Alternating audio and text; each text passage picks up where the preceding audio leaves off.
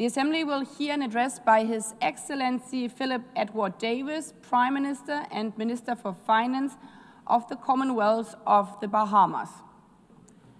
I request protocol to escort His Excellency and invite him to address the Assembly.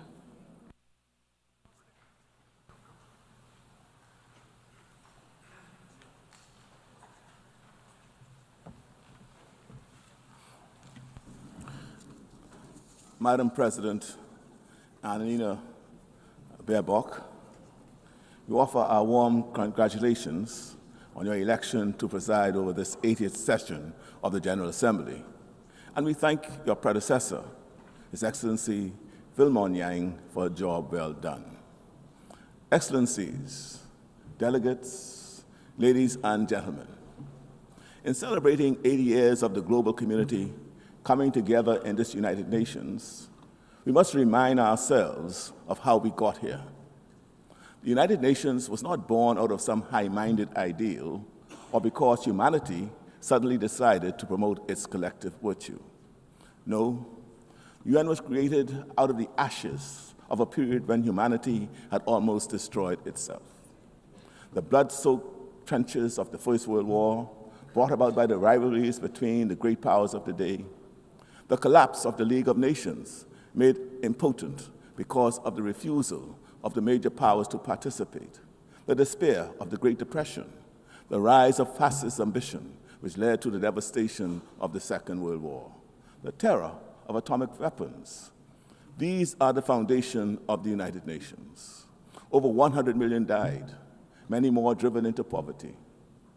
I recite these histories because that is not a world we wish to return to.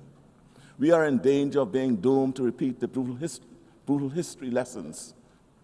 When nations go their separate ways, history teaches us that this disaster eventually follows. When nations stand together, survival and prosperity become possible. With the stench of the atomic firestorms still hovering over Hiroshima and Nagasaki, the world raced to come together in a single body to prevent such things from happening again. The need for nations to unite in a single forum has never been more pressing. This multilateral effort is not a cure-all. Wherever humans live, there will be conflict. But today's crises are far more complex and seemingly more intractable and even more dangerous than 80 years ago. The atomic weapons of the 1940s have proliferated into the nuclear weapons of today, able to wipe out all human life many times over. Diseases now cross oceans in a day, potentially leading to pandemics that can last for years. Cyber attacks can leap borders in a second. Financial contagion can cripple economies in an instant. And climate change, yes, climate change, whose storms and rising seas and fires and floods make no distinction between rich or poor, strong or weak, can devastate us all. No single nation acting on its own can resolve these. Multilateral approaches are not the problem. Multilateral approaches offer the pathways to the solutions. The United Nations is not perfect, but it is the best tool for multilateral action that we have. We workmen should not blame our tools. The flaw is not in the hammer, but in the hand that lets it fall. Your Excellencies, the Commonwealth of the Bahamas is committed to work with members to find solutions. It is why we have offered ourselves as a candidate for a non-permanent seat on the Security Council for the 2032-2033 term. This is not a candidacy just for ourselves. It is for every small state that not only insists that its voice must count, but also knows that we have much to contribute in matters of global peace. For example, we cannot turn away from the agony of the Middle East. The aspirations of the Palestinian people for dignity and self-determination are real. Along with the state of Israel, both peoples have a right to security, sovereignty, and peace. For generations, this conflict has tested the conscience of the world, but resignation is not an option. The vision of two states living side by side in peace and mutual recognition remains the only pathway to justice, stability, and reconciliation. We must not abandon dialogue for despair, The multilateral capabilities and capacity of the UN should not be front and center of this effort. We think that if the organization has structural and institutional weaknesses, then let's fix them. If we think that standards are not evenly applied, that powerful states avoid consequences for aggression or human rights abuses, while weaker states are sanctioned more readily, then let's step up and fix them. The UN is only the sum of its parts. Any lack of effectiveness, any lack of practical impact lies squarely at the feet of member states. The solution is not to abandon it, but to fix it. For countries like the Bahamas, the biggest challenges and crises we face are not of our own making, and yet we are the ones who feel the impacts the most. Our independent Bahamas has never fought a war, and yet conflicts in faraway places cause severe economic shocks, with Bahamians forced to pay higher prices and suffer from unreliable supply chains.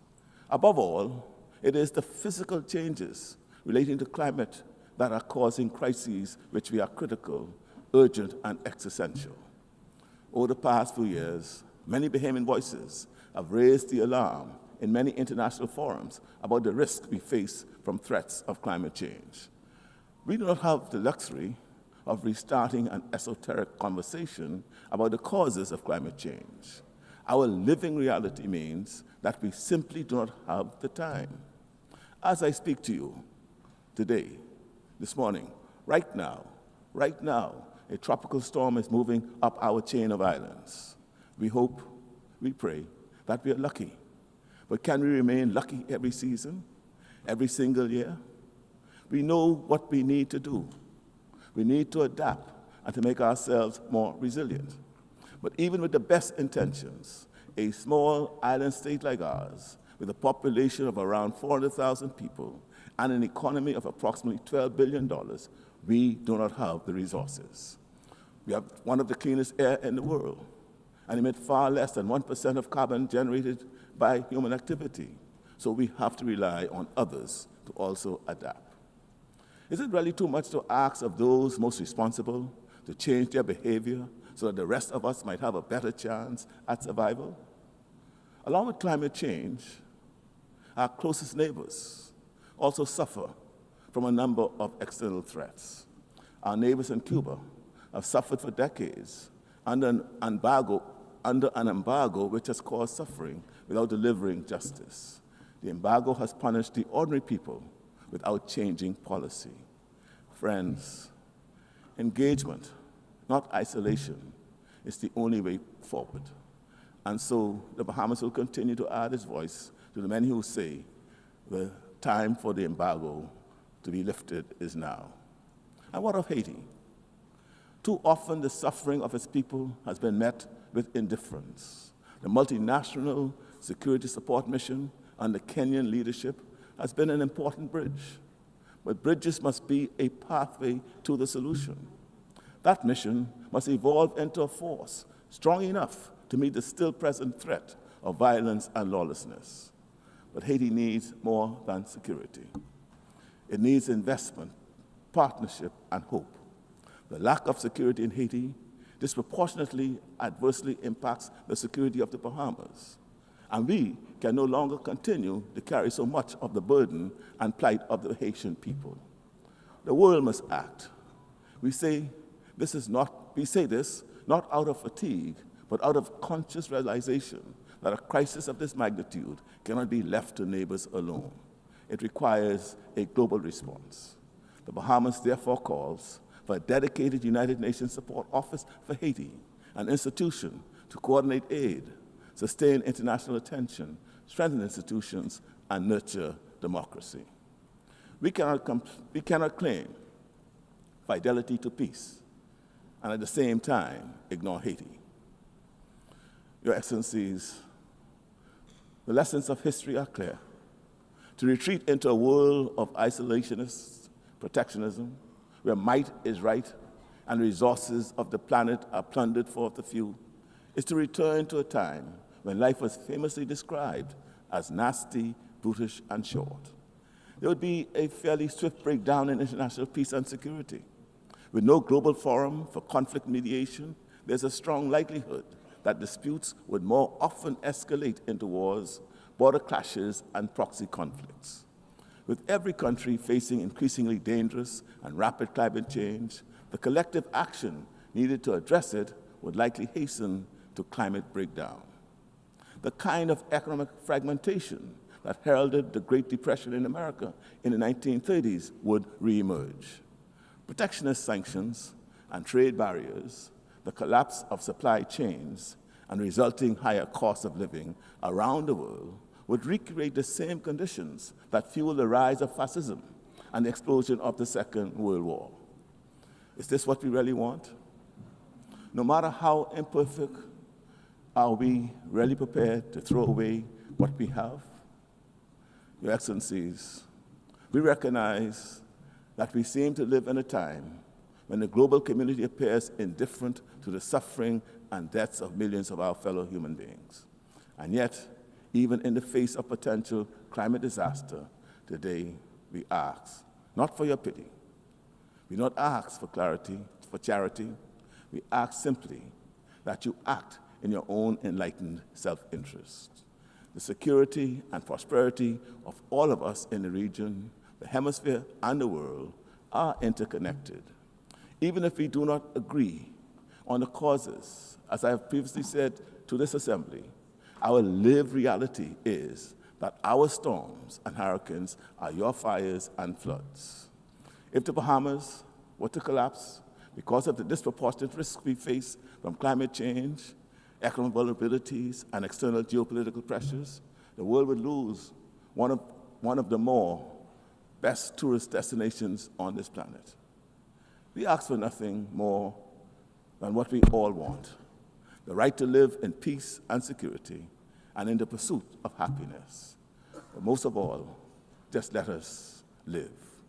Just give us the right to live. Thank you.